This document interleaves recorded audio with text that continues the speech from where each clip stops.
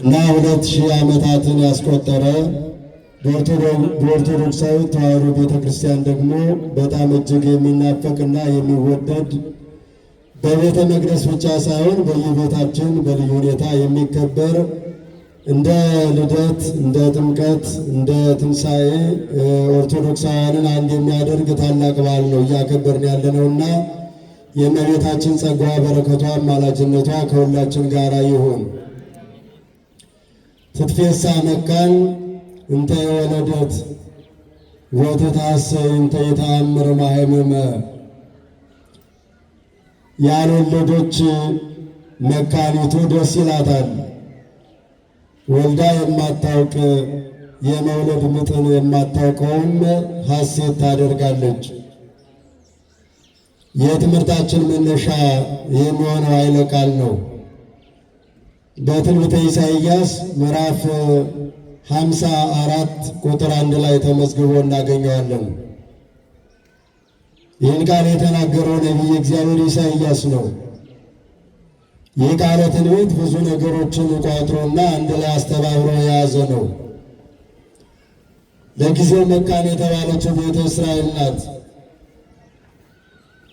ኋላ መተርጉማን አባቶቻችን ለወንጌልም ሰጥተው ተርጉመዋል። ከዚያ ሲያልፍ ዓለም በሐዘን ጥላ ውስጥ በመከራ ውስጥ በነበረበት ጊዜ የነበረችው ሔዋን ብዙ ልጆች ቢኖራትም ከመርገም የሚያወጡ አልነበሩም። ብዙ ልጆች ወልዶ ልቡናውን በደስታ በሐሴት የማይሞሉ ፈቃዱን የማይፈጽሙ ከሆነ ወልዶ ራሱን እንደ መካን የሚቆጥር ብዙ ሰው አለ። በልጆቹ የሚደሰት አለ፣ በልጆቹ የሚያዝንም የማረርም ሰው ይኖራል። በልጅ መደሰት ትልቅ ነገር ነው። በልጅ ማዘን ደግሞ ልብን ይሰብራል። ማንም ሰው ልጆቹ የተባረኩ ከሚሆኑለት በላይ ልቡናውን የሚያስደስተው ነገር አይኖርም እና ሔዋን 5500 ዘመን ለቁጥር ያታከቱ ብዙ ልጆች ቢኖሯትም እመቤታችንን የመሰለ ልጅ ግን አልነበራትም እና ይቺ ለሔዋንና ለአዳም ደስታ ለሁላችንም የደስታ ምንጭ የሆነችው እመቤታችን የተገኘችው መካን ከነበረችው ከሐና ነው። ከሐናና ከኢያቄም ነው እመቤታችን የተወለደች። እመቤታችን የፍጥረት ሁሉ የደስታ ምንጭ ናት። ልጆች ኖሯት እንደ መካን የኖረችው ሔዋን በእመቤታችን ሐሴት አድርጋለች። እስቲ አክብሯት እመቤታችንን በእውነት። እንዲሁ ልጅ ማጣት ጸንሳም ታቅፋም የማታውቀው መካኒቱ ሐና በዛሬው ዕለት ልቡና በሐሴት ተሞልቷል። ምክንያቱም ለእናት ለአባቷ ብቻ ሳይሆን ለዓለም የደስታ ምንጭ፣ የደስታ መፍሰሻ፣ የደስታ መገኛ የሆነችውን እመቤታችንን ስለወለደች ነው። ዓለም ደስታ ርቆት ነበር። በደስታው ፋንታ ሐዘን፣ በልዕልናው ፋንታ ውርደት፣ በትንሣኤው ፋንታ ውድቀት፣ በሕይወቱ ፋንታ ሞት አጥልቶበት ነበር። ዓለም በዲያብሎስ ባርነት በአጋንንት ቁራኝነት ስር ነበር። ዓለም ከዚያ ቁራኝነት ከዲያብሎስ ተገዥነት ባርነት ነፃ እንዲወጣ መሰረቱ የተጣለው በዛሬው ዕለት ነው። ደስ ይበላቸው ኦርቶዶክሳውያን። ያም በእመቤታችን መወለድ የተከናወነ ነው። ለዚያ ነው ሐና የተደሰተችው። በእመቤታችን መወለድ በአካለ ሥጋ ያሉ በአጸደ ነፍስ የሚኖሩ እንደ አንድ ልብ መካሪ እንደ አንድ ቃል ተናጋሪ ሆነው ሐሴት አድርገዋል። ለዚያ ነው ኢሳይያስ ትትፌሳ መካን እንተ የወለደት ወተትሐሰይ እንተ የተአምር ማህመመ። መካኒቱ እነሆ ልጅ በማግኘቷ በመውለዷ ሐሴት ታደርጋለች። ምጥ የማታውቀው ወልዳ የማታውቀውም እነሆ ልጅ በማግኘቷ ልቡና በፍጹም ደስታና ሐሴት ይሞላል እያለ ነቢየ እግዚአብሔር መስክሯል። ይህ በእውነት ለእናታችን ለሐና ቅርብ ነው። ይህ ሐሳብ አባታችን ቅዱስ ኢያቄም እናታችን ሐና ለረጅም ዘመናት ልጅ በማጣት ልቡናቸው በሐዘን እርር ሲል የኖሩ ናቸው። ልጅ ሁላችሁም እንደምታውቁት የእግዚአብሔር ስጦታ ነው። መጻሕፍትም እንደሚነግሩን ናሁ ጸጋሁ ለእግዚአብሔር ወሉድ እሴተ ፍሬያ ለከርስ ይላል መዝሙረኛው ቅዱስ ዳዊት። ልጆች የእግዚአብሔር ስጦታዎች ናቸው፣ የማኅፀን ፍሬም የሚገኘው ከሱ ነው ይላል። ልጅ ያጡ ሰዎች ያን ጊዜ አይደለም ዛሬም በምን አይነት ሐዘን ውስጥ እንደሚያልፉ ሁላችንም የምትረዱት ነው።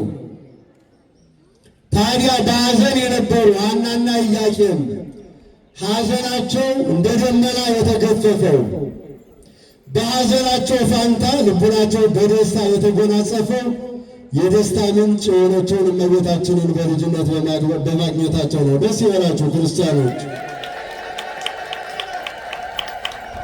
ታዲያ በሐዘን ወደ እግዚአብሔር እየቀረቡ ምርር ባለ ሐዘን ውስጥ ይኖሩ የነበሩት ሐናና ኢያቄም ብዙ አይነት ተግዳሮቶች በጆሯቸው አስተናግደዋል። በተለይ እነሱ በነበሩበት ዘመን ልጅ የሌለው ሰው በረከት እግዚአብሔር የራቀው ነው ተብሎ ይታመናል። ስቶ አለው፣ ልብ የሚያቆስል ውስጥን የሚያደማ ስድብ አለው። የበቅሎ ዘመድ በወልዷት እንጂ አትወልድ፣ ፍጥረተ በረከት ምልዕተ መርገም የሚያቆስል ስድብ ነው። ትልቅ ተግዳሮት ነው። በዚያ ዘመን ሀብታቸውን ለቤተ መቅደስ ከሚሰጡ ይልቅ ልጆቻቸውን ለቤተ መቅደስ መስጠት እጅግ ትልቅ ኩራት ነበር። ያን ማድረግ ያልቻለ አስራት በኩራቱን እንኳን በነፃነት መስጠት አይችልም ነበር። ምክንያቱም እግዚአብሔር የጠላው በረከቱን የነሳው ነው ተብሎ ስለሚታሰብ አስራት በኩራት ለመስጠት የገንዘብ አስተዋጽኦ ለማድረግ እንኳ ተቀባይነት አልነበረውም። በዚያ ተግዳሮት ውስጥ የነበሩ ሐናና ኢያቄም ምርር ብለው ወደ እግዚአብሔር ያለቅሱ ነበር ነው የሚለን። እግዚአብሔር የለመኑትን አይነሳም፣ የነገሩትን አይረሳም። የሚዘገየው ጥሩ ነገር ሊሰጠን ሲፈልግ ነው። ክርስቲያኖች አንድ ነገር ጠይቀነው ከዘገየ ጥሩ ነገር ሊሰጠን እንደሆነ አትጠራጠሩ። እነሆ ልመናቸው ተሰሚ፣ ጸሎታቸው ግዳጅ ፈጻሚ በሆነበት በዚያ ጊዜ ያው አልግባባ ብለን ነው እና ማይክራፎኑ እንግዲህ ምን ይደረጋል፣ እነሱ አለምዶታል፣ የእነሱ ስለሆነ ማለት ነው። እነሱ ምን ጋር ሲመጡ እንዲህ ያለ መግባባት ይፈጠራል ያለ ነው። ድንገር እንዳይላችሁ ግን የኔና የማይክራፎኑ አለመግባባት ያን ያህል ችግር አይሆንም። የኔና የእናንተ አለመግባባት ነው ችግር የሚያመጣው። እኛ እየተግባባን ነው አላችሁ። እስኪ ያላችሁንም ልብራችሁ አመስግኑት እግዚአብሔር። ያላችሁ ነው ያው ትኖራላችሁ ተብሎ ይታሰባል፣ እናያቸዋለን። ነገር ግን ሰው በአካል ቁጭ ብሎ በልቡና ጉዞ ይጀምራል። የህሊና መንገድ አለ። በተለይ የእግዚአብሔር ቃል ሲነገር የአይነት ፈተና ያጋጥማል። ትምህርቱ ሲያልቅ የምንነቃ እንኖራለን። ከፊሉ በእንቅልፍ ከፊሉ በልዩ ልዩ ሀሳብ ይወሰዳል። ሲነቃ እንድትሉ ደግማችሁ አመስግኑ። ጊዜው ሲደርስ እግዚአብሔርን ለምነው ተማጽነው ወደ ቤታቸው የተመለሱበት ጊዜ ሕልም አዩ ይላል። ራእይ አዩ። መልካም ራእይ ነው ያዩት። እደጃቸው አንድ ትልቅ ዛፍ በቅላ አበባ አፍርታ ዓለም ሁሉ ፍሬዋን ሲመገብ በጥላዋ ስር ሲጠለል ተመለከቱ ይላል። እሷ የሁላችን ጥላ እመቤታችን ናት። ጸጋዋ በረከቷ አይደረብን። እነሆ ያን አዩ። ቅድስት ሐና ለቅዱስ ኢያቄም መላእክት የወርቅ ዝናር ሲያስታጥቁ ሲያጠልቁት የወርቅ መነሳነስና የወርቅ ዘንግ ሲሰጡት ታያለች። ይህንን ትነግረዋለች። እግዚአብሔር ደግ ነገር የሚያደርግልን ይመስለኛል ይል ነበር። ደግን ሁሉ የሚያደርግ ማን ነው? ክርስቲያኖች። የደግነት ምንጭ ነው አባታችን። ምስጋና አቅርቡለት። የደግነት ምንጭ ሁሉን የሚሰጥ ሁሉን የሚያደርግ ነው እግዚአብሔር እና ይህን ተነጋግረው አልቀረም። ወዲያው ቅድስት ሐና እመቤታችን ቅድስት ድንግል ማርያምን ጸነሰች። እነሆ የጽንሷ ወራት እየቀጠለ ቀናት እየተቆጠሩ በነበረበት ጊዜ አንድ እዚያው ጎረቤታቸው የነበረች ቤርሳቤ የምትባል አንድ አይና ሴት እንደው ሐና መልክሽ አማረ፣ ሰውነትሽ ወፈረ፣ እንደ እግዚአብሔር ጎብኝቶሽ ይሆን ብላ ሆዷን ድስስ ስታደርግ አይኗ በራላት ይላል። እመቤታችን ገባሪተ ተአምራት ናት።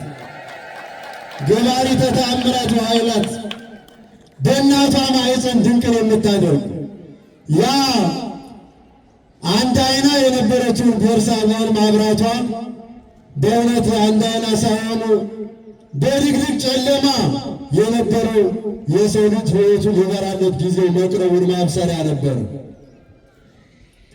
እነሆ የመውለዷ ጊዜ ሲደርስ ሳምናስ የተባለ ያና ያጎት ልጅ የሚሆን ሞቶ ለቅሶ ትሄዳለች። ሐና ያው እንዲያው ቀረብ ብላ እዚያው አስከሬኑ አልጋው አጠገብ ጥላዋ አረፍ ሲልበት የሞተው አፈፍ ብሎ ተነሳ ይላል። ይህ ድንቅ ነገር ነው ክርስቲያኖች። ዛሬም በቤታችን የሞተ ተስፋችንን የምታስነሳ እሷ ናት። የጨለመ ሕይወታችንን የምታበራ እሷ ናት።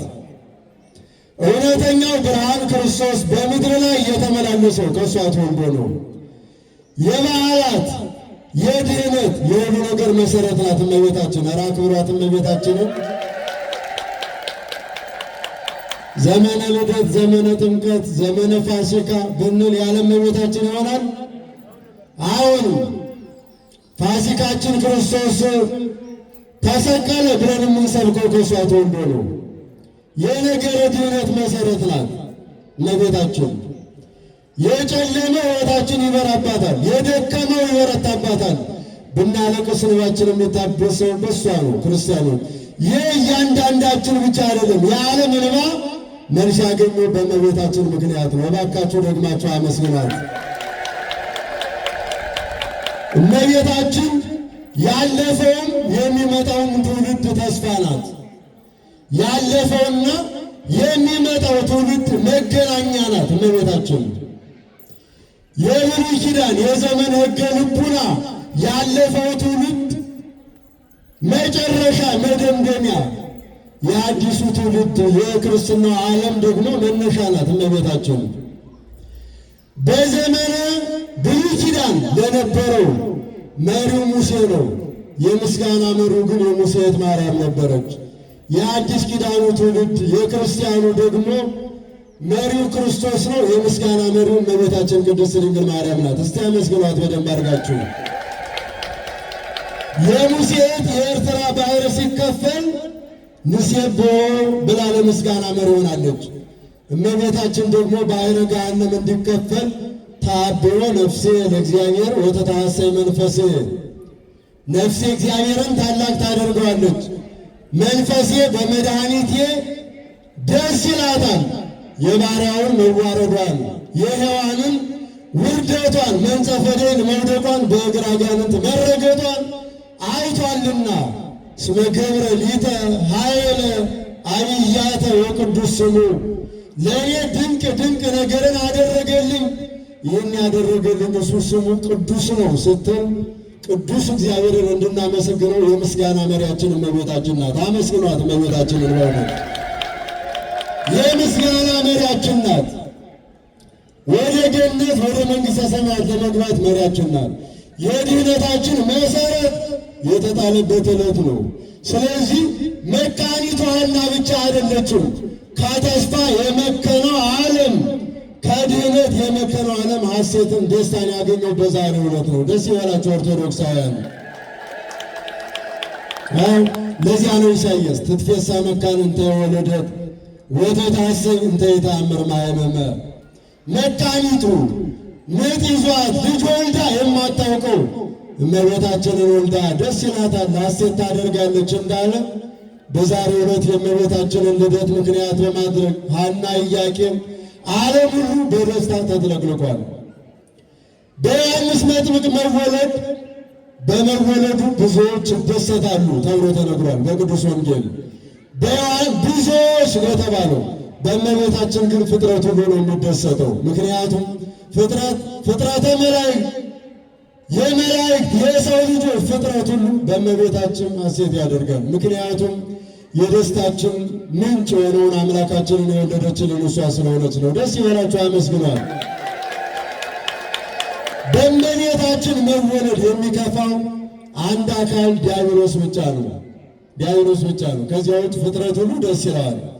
ለዚያ ነው የፍጥረት ሁሉ ተድላ ደስታ የደስታችን ምንጭ ብለን የምናመሰግናት እመቤታችንን። ስለዚህ ዛሬ እሷ የተወለደችበት ነው። መወለድማ ሄሮድስም ተወልዷል፣ ፈርዖንም ተወልዷል፣ ይሁዳም ተወልዷል። የእነዚህን ልደት ስናየው የመርገም ነው። ክርስቲያኖች የበረከት አይደለም፣ ለሌላ አይደለም፣ ለራሳቸው እንኳን የሆኑ አይደሉም። እነዚህ አካላት ፈርዖን ተወለደ፣ መጨረሻው የኤርትራ ባህር መሰጠም ነው። ሄሮድስ ተወለደ፣ የራሱን ሥጋ እየነጨ ነው የሞተው በክፋቱ ማለት ነው።